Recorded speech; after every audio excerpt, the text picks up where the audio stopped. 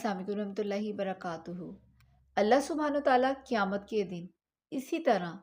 لوگوں کو بھلا دے گا جو لوگ اپنے دین کو تماشا بنا بیٹھے ہیں، کھیل کود تماشا